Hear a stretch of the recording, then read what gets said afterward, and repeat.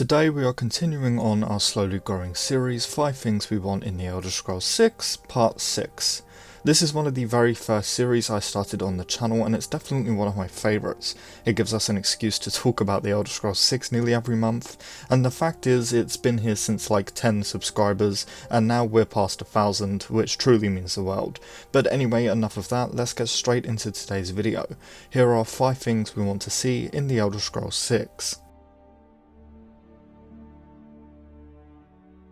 Starting off at number 5, we have lore-friendly races. It's not exactly a secret that Bethesda tend to forget some bits of lore when creating certain cities, weapons, creatures, or even playable races, due to engine limitations most of the time.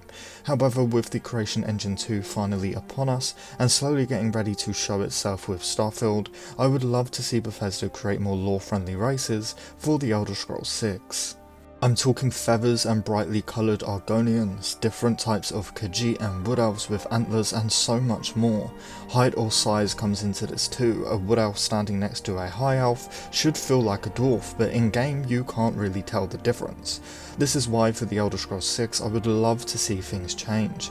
I want to have a bunch of different types of Khajiit walking around, everything from cubs to lions to humanoids. If I choose to play as an Argonian, I want to pick feathers for my Argonian in character creation and choose different types of antlers for my Wood Elf / Bosmer. Creating characters is one of the best things about Bethesda games, especially in the Elder Scrolls universe, so adding this would only make the game feel that much more unique. And in our 4th spot we have seasons / a complete weather overhaul. I personally would really love to see seasons be a thing in the next Elder Scrolls game, making it colder during the winter and seeing snow land on the ground, and then being hot and sunny during the summer. You get the idea. It is important to note that this one is actually extremely possible. Bethesda have very likely created some kind of season mechanic for Starfield, but instead of weather changing depending on in-game seasons, it probably is going to change depending on what planet you're on. So if we land on a new snow planet, it will be snow. This is why I think having seasons in the next Elder Scrolls game is a serious possibility. If the Elder Scrolls 6 is set in Hammerfell like most people think, of course it is mainly desert, but even deserts change as seasons change, so I would still love to see this, maybe just minus the snowy aspect. And in our 3rd spot we have better enchanting / enchantments. Enchanting is really lackluster in Skyrim in my opinion.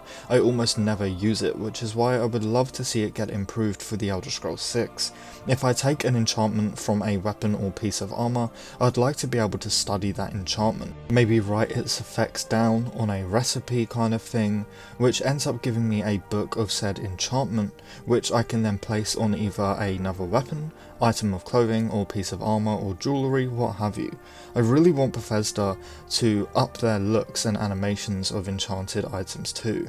If I enchant a sword with flame, I want to see flames burning over my sword. If I enchant a bow with a lightning enchant, let me see the arrow spark as I pull the bow string back. Put unique colours and effects over my armour that's been enchanted. Hell, even change the colour of the armour itself. Maybe if I use some kind of vampire enchantment on my glass armour, the green glass turns red with hints of glows or something like that. Really just about anything but the boring enchantment system we got in Skyrim. And in our 2nd spot we have an improved survival system. Fallout 4's survival system was well received to say the least, with many fans even claiming it's the best way to experience Fallout 4, and honestly I agree. However, Skyrim's survival system kinda sucks, at least in my opinion. Now, it's important to take into consideration that Skyrim Survival is basically a paid mod. It wasn't created by Bethesda, which is likely why it's so much easier and so much more basic than Fallout 4's survival system. But either way, due to the massive success of Fallout 4's survival system, and even Skyrim's paid mod, I mean Creation Club survival item, there's zero doubt in my mind that we will be getting a survival mode in the Elder Scrolls 6. So when I say improved, this is what I mean. If I get hit in the face with an arrow, let it end me. If I shoot an enemy with an arrow, let it end them. If somebody swings a mace into my arm, let it cripple my arm, basically just up the damage. In Fallout 4, whenever I play in survival, I'm genuinely terrified of getting into some fights. Switching from hard to survival is a massive game changer, although with Skyrim it really isn't. It feels like I'm just playing on legendary mode with a cold, hot, and eat and sleep system on.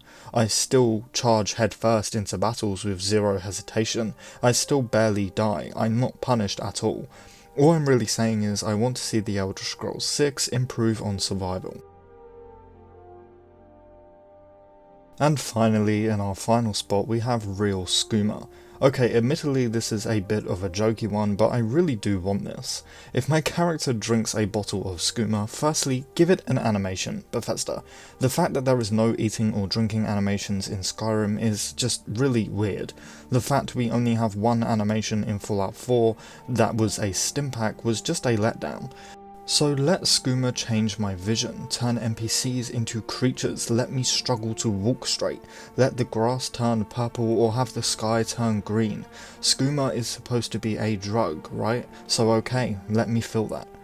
Anyway, that is going to do it for today's video. If you enjoyed this series, please do drop it a like, it really does help out smaller channels like myself more than you can imagine.